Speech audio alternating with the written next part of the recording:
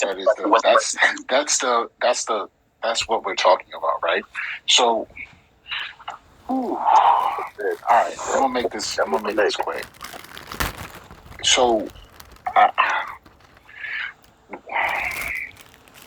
like for instance, usually stereotypes about people of color are connected to certain features, and through the generations, one of the things that have been criticized is the lips, the the darkness of the skin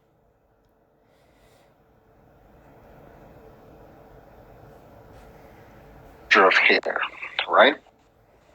So these are all things that are connected to the efforts to oppress and subjugate people of color. It's not even something that we can say, it's kind of, or it's never been a part of.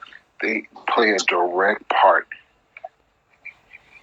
And there's been laws to hold people. There's been laws to stop people from wearing different hairstyles. There's been laws to create boundaries for which people of color must dress around certain people. These are all things that are connected. Now, do you know these things? Probably not. But yes, I do. Yes, I do. But okay. But this is the thing, JP, is the video is so long, but also in the video I did ask Nancy Drew, I asked her about the stereotype about lips, and she said that it is not true. So you're saying one thing and she said another. I said, on the average, do people of color have fuller lips? And she said no. And I said, white people have thinner lips, and she said no. But Belinda, so you said, what am I? Belinda, you've said several. Yeah, Belinda, you've said several times, even when you were up here earlier, and even your friends were saying it in the chat. I saw Sunshine say it in the chat that Black people always talk about your thin lips. So that shows me that the thin lips are usually on white people. That's why I asked her, Shar. That's why I asked Nancy Drew, and she denied it being true. But you know that for yourself, because you say you experience it from Black people all the time, talking about your thin lips. Exactly, so and that's why I asked Nancy Drew, and she denied it. So I could not make my point to her because she denied it to be true. Belinda, you did not need to ask Nancy Drew if it was like that to her. You understand because you say that you feel pain because so many Black people talk about your thin lips. You talk about this all the time, and I'm not saying you don't have a right to feel that way. So when somebody talk about voluptuous lips, big ass lips, big Black lips, it's racially motivated. Because you claim that it's racially motivated when people talk about your thin lips. To be honest with you, I've never heard so many racial comments until I got on TikTok. Like I said, I came from a diverse area. I was friends with everybody. I'm cool with everybody. So to hear all these different things that Black people are being called and white people are being called are new to me. You want to know the truth. Okay. So I'm going to try to put a fork in this because I think, how can I put this? I think we're at a plateau, right? And the reason why we're at this plateau is because there's a level of emotional and I'm not saying this about you, Belinda, but a lot of times there's a lack of emotional intelligence that fills certain rooms to allow certain things to go off the rails, right? Now, granted, one guy in here, he comes in here, oh, we do satire, right? I know who you're talking about. Yeah. Well, there's many of them, right? many people that will call it satire, when really, in all honesty, it's a safe space to say what they really feel. That's it. I'm gonna call it what it is. and not unless you have a career as a comedian, or you do stand up on the weekends that I don't know about, then I'll change my mind. Because at the end of the day, right, if you are the only one laughing at your jokes, then it's probably not a joke. Not a joke. It's probably not a joke. JP, So I'm gonna go ahead and get out of here, my man. Hey, brother, I love y'all, man. Hey, just understand this: you will never, ever, ever be alone again, bro. Believe that shit. Ever. You will never turn around and not see my motherfucking back that's protecting your back. Always. I appreciate it. I love you, man. Peace. All right. So I think we need to come to a firm understanding of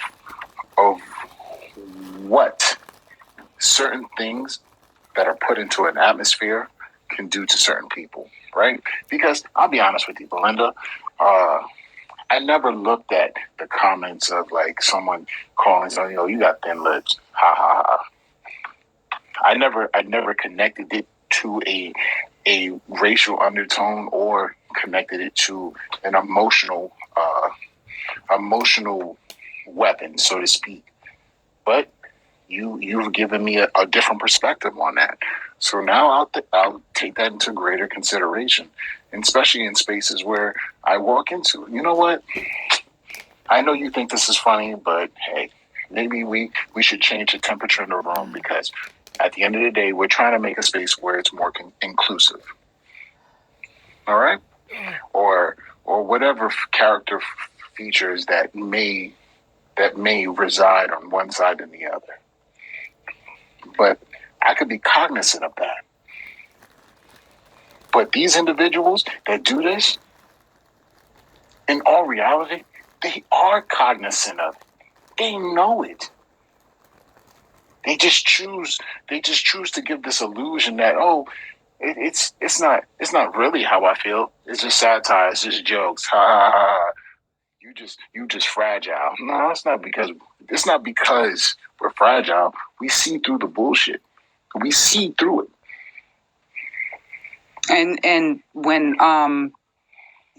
Mark did that satire, I came to Shar even though I was not involved in the satire in the box, because I knew as soon it's hard. I don't want to rehash the whole thing, because I explained all this to Shar, and I can understand why she got triggered and why she got upset. I went into Mr. Jones Live to speak to her. I believe it was Mr. Jones Live, because of how it affected her. Because when I was looking at my phone, B. Travis, shut the fuck up. Sorry, you guys. I can't stand him. But anyway, I came in on my own recognizance because Shar got so upset. She came into the box. She was very upset. So I searched her out. I believe, if I'm not mistaken, it was Mr. Jones Live, and I got berated in there, and that's fine. I took it, but I came on behalf of myself. I didn't come for anybody else to apologize to her that it upset her.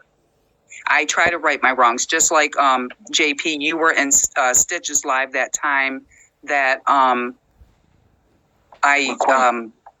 with New York City Queen. And I don't know if you were in the live when I came back in to apologize to her, because I seen him live again. And New York City Queen, I think she was in there, but I wanted to apologize and right my wrong, because when I went back and looked, I realized she was not one of the ones saying the things that I accused her of saying. I right my wrongs when I feel I'm wrong. So that's what I'm trying to explain. Okay. All right. I mean, and that's why it bothers me, JP, when everybody says that I'm so racist. I may, I don't have anything negative to say about you. personally. No, I I don't don't, mean you 'cause once personally, again, but like I've a lot of the never had. people in the comments and what have you, they think that I'm the most racist person, this, that, and the other, and I'll take it, whatever. They can think what they want about me. I know my truth, and I right my wrongs. I try to be good to everybody. I'm not a hateful person, and I get a lot of hate even though I try to right my wrongs or try to be good to people, or you know what I'm saying? If I feel that I offended somebody, I try to correct it. And it seems like it's getting nowhere with me. And even before tonight, I had already said about 4 days ago to Chris that I was going to get off of TikTok because it's now to the point it's called TikToxic, where everybody's fighting with everybody. It's not just the left against the right and the conservatives against the liberals and the Republicans against the Democrats or white versus black. It's everyone's fighting amongst each other, and it's not healthy for me, my mental state, if that makes sense. No, and check this out, right? I think you get a lot of backlash, not necessarily,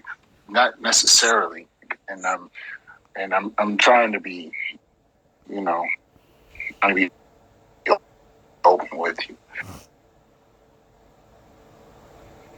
I think you get a lot, not necessarily because of who you are. I think you get the majority